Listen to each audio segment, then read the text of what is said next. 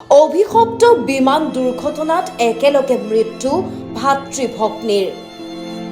মুহূৰ্ততে এটা পৰিয়াললৈ নামি আহিল কালমা নিশা।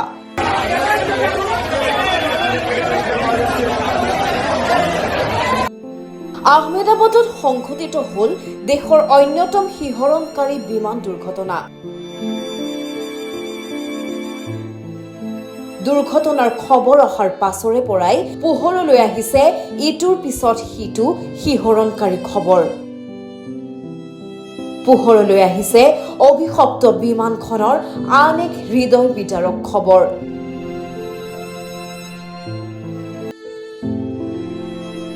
অভিশপ্ত বিমান দুৰ্ঘটনাত একেলগে মৃত্যুক আঁকোৱালিলে ভাতৃ-ভগ্নীয়ে। নিহত দুই ভাতৃ-ভগ্নী ২৪ বছৰীয়া শুভ মোদী আৰু ২২ বছৰীয়া শগুন মোদী।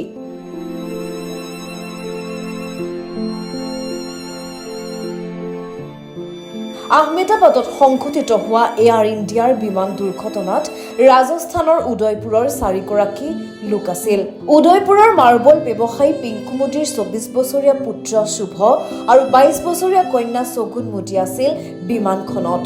উদয়পুৰৰ মাৰ্বল ব্যৱসায়ীগৰাকীৰ দুয়ো পুত্ৰ কন্যাই MBA সম্পূৰ্ণ কৰি পিতৃৰ ব্যৱসায়ত সহায় কৰিছিল।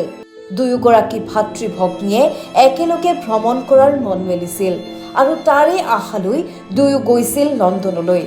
কিন্তু লণ্ডন ফুৰিবলৈ যোৱা সেই সপোন আধৰুৱা হৈ ৰল দুয়ো ভাতৃ-ভগ্নীৰ। আনহাতে উদয়পুৰ জিলাৰ ৰুডেণ্ডা গাঁৱৰ বাসিন্দা ভাৰ্ডি চান্দ মেনৰিয়া আৰু প্ৰকাশ মেনৰিয়াও আছিল একেখন বিমানতে। সূত্ৰ অনুসৰি দুয়োজনে লণ্ডনত চেফ হিচাপে কৰ্মৰত আছিল। আহমেদাবাদৰ পৰা লণ্ডনলৈ উৰা মৰা বিমানখনত ক্ৰু মেম্বাৰসহ আছিল মুঠ ২৪২ গৰাকী যাত্ৰী। বিমানখন টেক অফ কৰাৰ মাত্ৰ কেইটামান ছেকেণ্ডৰ ভিতৰতে হেৰাই গ'ল ২ শতাধিকৰো অধিক জীৱন। News desk report, news now.